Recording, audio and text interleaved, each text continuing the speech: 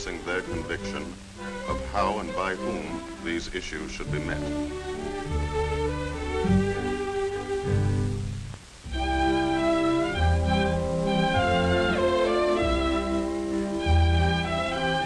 The two major presidential candidates vote like all the other citizens.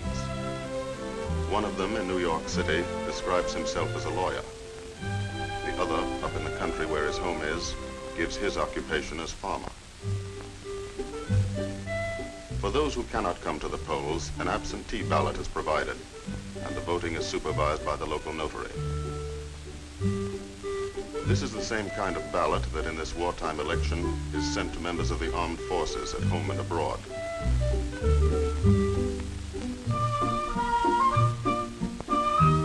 These ballots are returned to be counted in their respective states. Here in Riverton, the line grows longer. The citizens are following the constitutional provision that elections are held on schedule, rain or shine, panic or prosperity, peace or war. That chalk on his sleeve is part of yesterday's history lesson, when Mrs. Dawson reminded her pupils of two other memorable elections. In 1864, with the nation in the throes of a civil war, Abraham Lincoln, one of America's greatest presidents, was opposed in a bitter campaign by one of his own generals. The people chose to re-elect Mr. Lincoln.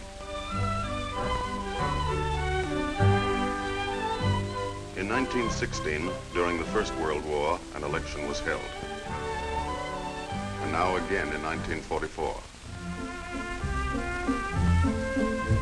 Early in the summer, nominating conventions are held.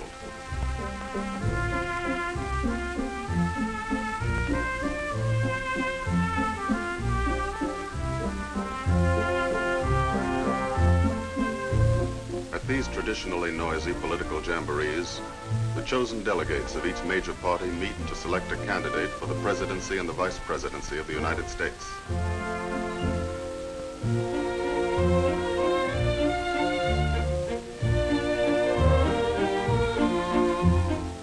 Now the candidates have been chosen.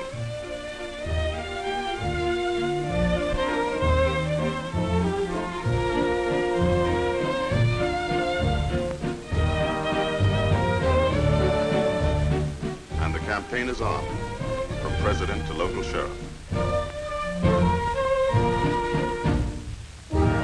For 3 months, all through the late summer and fall, wherever people come together, issues and men are discussed and argued about. Some feel that this isn't altogether a good thing, that a lot of time and energy are wasted this way.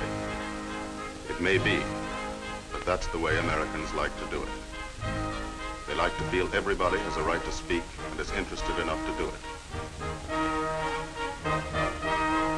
Even the small fry. Every attempt is made by all parties to influence the people's thinking.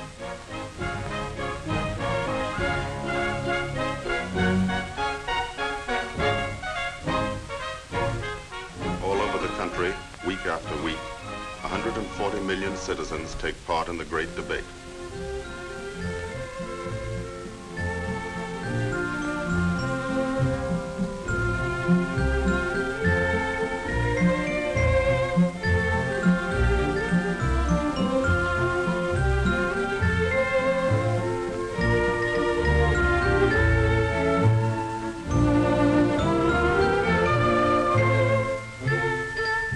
Business, professional, and civic groups endorse one candidate or the other. For the first time in American history, organized labor takes an active part in the campaign.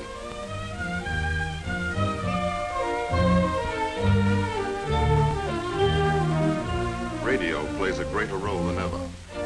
Time on the air is paid for by all parties and distributed evenly among them, giving the party in office no advantage over its opponents.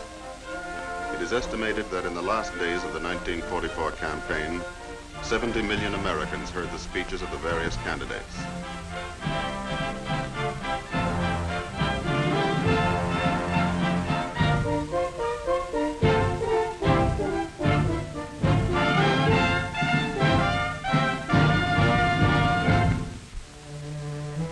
Now all that is over, the heat and excitement. The Votes are cast, and Americans have agreed to accept the will of the majority, whatever it may be. Apparently, even the younger generation has declared peace. Now the election board begins its last duty, the counting of the votes.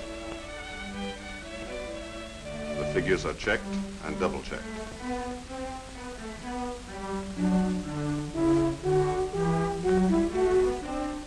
Then they are telephoned to headquarters.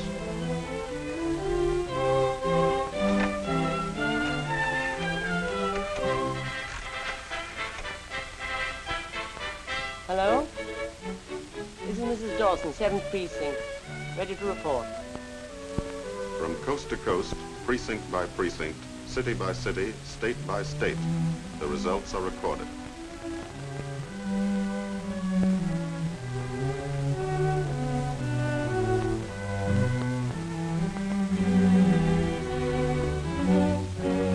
All over America tonight, the people are waiting to learn whom they have chosen to govern them for the next 4 years.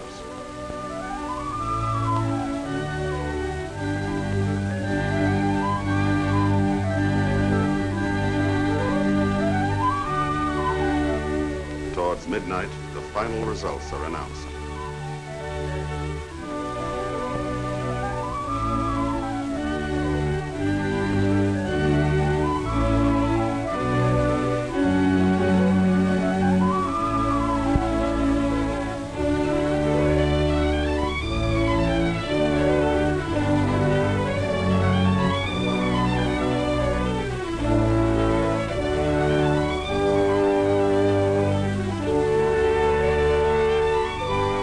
A nation of 140 million has elected a government.